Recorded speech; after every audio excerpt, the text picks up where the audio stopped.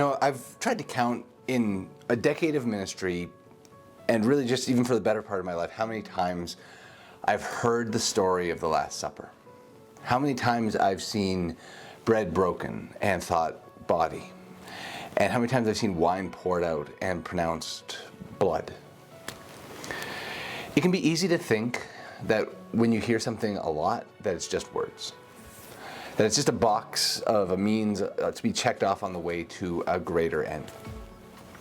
But there are 3 books in the New Testament of the 4 that tell the story of Jesus' life and ministry that make the point that Jesus' last meal with his disciples was the Passover, the ancient Jewish celebration of God's deliverance from slavery and death. Throughout the course of the meal, the story of God's salvation is told. Through the breaking of bread and the pouring of wine, a community of faith finds purpose for life here and now, and it always begins with the same simple question asked by the youngest person in the room. Why is this night different from every other night?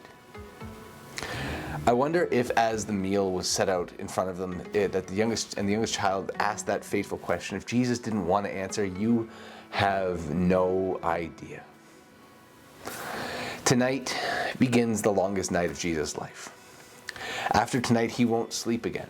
And before he knows it, he will be beaten, whipped, pierced, and stabbed. But for now, he's able to celebrate one last time with his closest friends. One final meal. And so he decides to make this moment count and imbues familiar and ancient words with new and fresh meaning. But before they can eat, Jesus does something special and wraps an apron around his waist, grabs a basin of water, and begins to gently massage the dirt from the feet of uneducated peasants.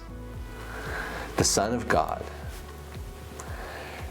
equal with the Father, who heals the sick and raises the dead, kneels and offers a simple, everyday comfort to those he loves.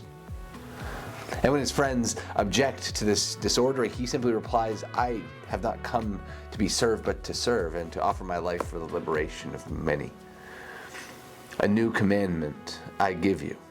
Love others as I have loved you. It's been called the Platinum Rule, because if the Golden Rule is do to others as you would have them do to you, Jesus' new commandment goes even further. Jesus shows his love not only with an act of compassionate service, but through a willingness to simply empty himself of everything and become obedient to the point of death, even death on a cross. That's the thing about service. It's cross-shaped. It's a willingness to be a blessing to everyone, no matter what it might cost you, and especially when the cost is high.